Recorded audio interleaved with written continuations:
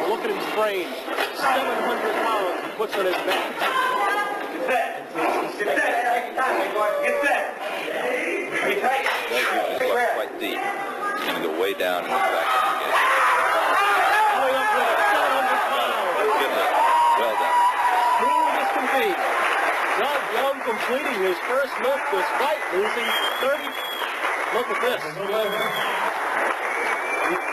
He looks hurt. Yeah, he's hurt. Spotters have to cradle him in their arms and lower him down gently to the bench so he can stand it. Okay, Doug. He uses a very wide grip, as you see. Doug is one of the strongest men in the world in this lift. He uses absolutely no tricks. He uses just muscle. Plenty of encouragement, please. 5:35.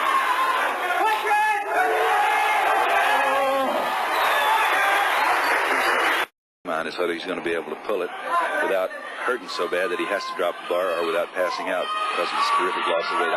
He's got it, though. Look at that. He's got it. Cake for He got Doug it. Young, 711 pounds, and he is in agony, but indeed he is the heavyweight champion.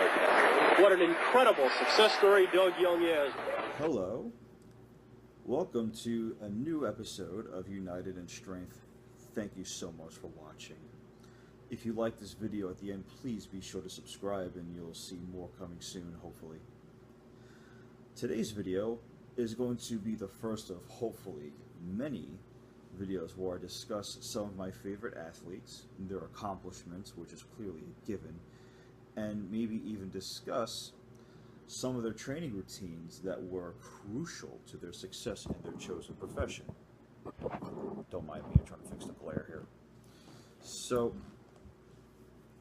as you saw in that video, we are going to discuss Doug Young in the inaugural edition of this potential new series. Why Doug Young? See that video? That video was the video that made me want to try powerlifting. Doug Young was a man. Doug Young was a god, okay? So that video, by the way, was the 1977 IPF World Championships held in Perth, Australia, and by the way, broadcast on NBC Sports. On commentary, Terry Todd, a Canadian powerlifting champion and coach, and a very young Brian Gumbel. Back in the day, powerlifting was a televised sport for some of you who may be new to this thing. So, what was so special about Doug Young? Well, born in Texas, 1945, he was a very strong guy, obviously, as you saw in that video. 699-pound squat after dropping 30 pounds in just 1 week, which is very dangerous. I don't care who you are. It was weird. If you heard Terry Todd, he has a very deep voice. It's hard to make out what he's saying half the time in those videos. But he said that as far as he knew, Doug didn't use any diuretics for that weight loss. He just dieted. I wanted to know what his diet was. It sounded to me like Terry was saying he didn't really eat too much. And he's known for using a 5,000 calorie diet. So that's why it's so important. So, as you saw, 699-pound squat, breaks 3 ribs. 3 ribs. And that's most likely the pressure, the ribs digging into the belt, the weight loss. And, you know, he probably wasn't as stable as he was hoping to be, yet he still managed to pull off a 535-pound bench press and a 710-pound deadlift to win his 3rd first place title for Team USA. 3rd. He was a 2-time champion walking in, and he had won his 3rd. That's guts. That's toughness. I want to see people do that today. But what was most intriguing to me about Doug Young, more than anything else here, was his physique. He was pretty big. I did my research on Doug Young, and he was as shapely as any bodybuilder back then. And that's not to say that bodybuilders back then weren't strong. They were probably stronger than some of today's bodybuilders. Not named Johnny Jackson, of course. But the one thing that really intrigued me more than anything else was in between Doug's attempts. Of course, anybody's attempts, actually. They showed interviews with the lifters, and they showed an interview with Doug Young.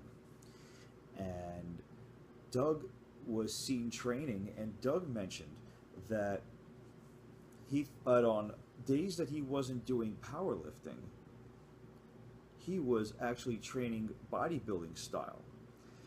His words were he trained for physique because he thought it was important that we look equally as pretty as we did strong. And that is known today as power bodybuilding, and that's what we're really going to discuss as well. Doug, therefore, did a lot of high volume. He did stuff that you'd think that only bodybuilders would do, because he did stuff that you don't see most powerlifters do today, meaning one-arm dumbbell curls and whatnot, because he did that. He was doing dumbbell flies. I know my father did dumbbell flies, but I don't know of many powerlifters. I've never seen many powerlifters do dumbbell flies, because we don't care about looking pretty. We just want to be strong, right? But there is a correlation. And remember this. And I know this, A, because I'm studying to be a personal trainer, but I already knew this, and you should too. We have two types of muscle fibers in our body. One type of muscle fiber reacts to heavy weight and low reps, and that would be type 1 fast twitch muscle. And the type 2 slow twitch muscle often responds better or stimulated better by high reps and lower weight, which is what bodybuilders do. That's how bodybuilders train, correct? So now Doug was talking about training the two of them at the same time. He was talking about doing them on separate days, but there were instances where he did them at the same time, and that's what most power builders do today. That's why you see a guy like Dan Green, who is incredibly strong. He broke Larry Pacifico's record, and he broke two of his own records.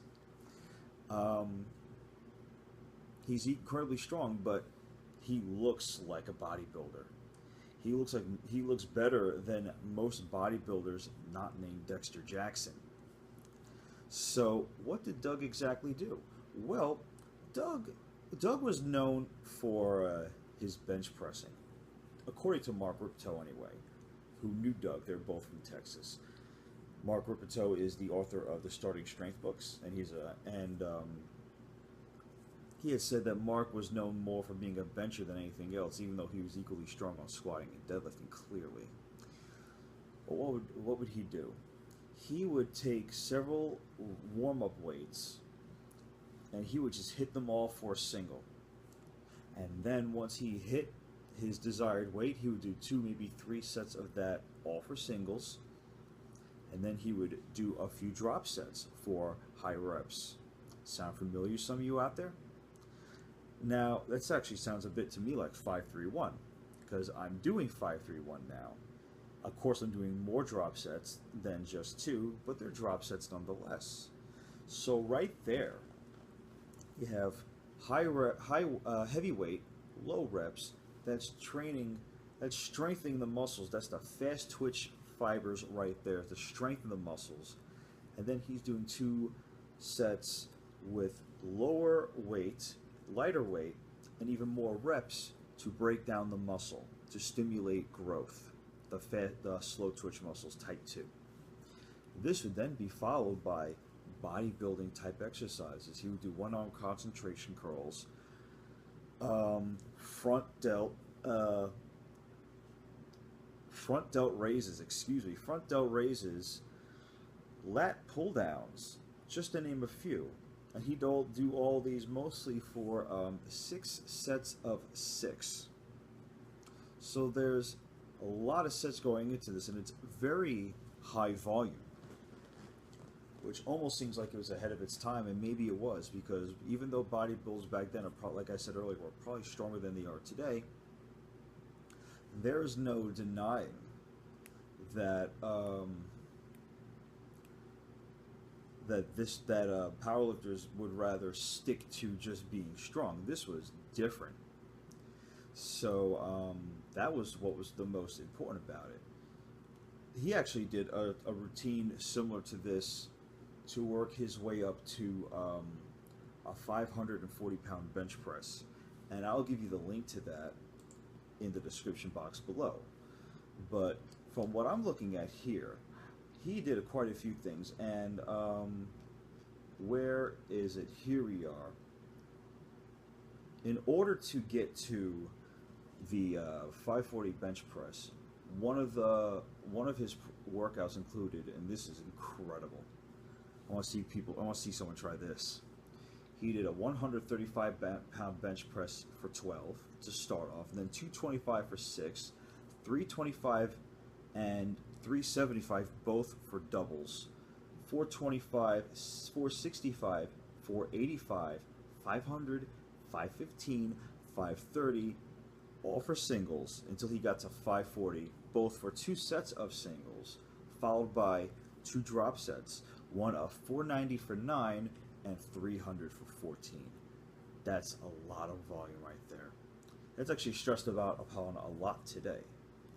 And then, according to this particular workout, and I think I might have seen this in some of the videos that I saw the interview segments, a front delt raise, which I know I saw, followed by a tricep press, followed by lat pull down. No, I take that back. Not a lat pull down. Stiff arm pull down. That's the one where you're standing up and your arms are parallel. Your arms are straight as they pull down. That's another way to work your lats. I've seen some kids do that in my previous gym. Cable flies, concentration curls, like I mentioned, and a one-arm rowing motion, which is pretty much a dumbbell row. So that's equal parts strength and bodybuilding. And that is the roots, pretty much, of power building, which Doug was known for.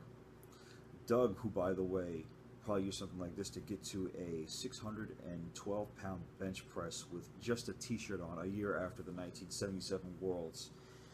And he was the first man under 300 pounds to do so. And that's why Doug Young is a legend. And upon looking at this stuff, I realized that I think this is one of the reasons why power building and the like is becoming steadily more prevalent today, because the key is not just being one thing. It's not just about being strong. It's not just about looking good.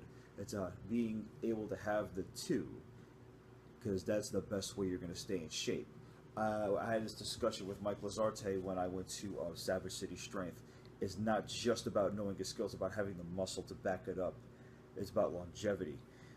Jim Wendler is a huge is a huge proponent of this, because it's all about being conditioned, being in shape. Because when you're doing all this high volume, that's equally as much of conditioning as anything else.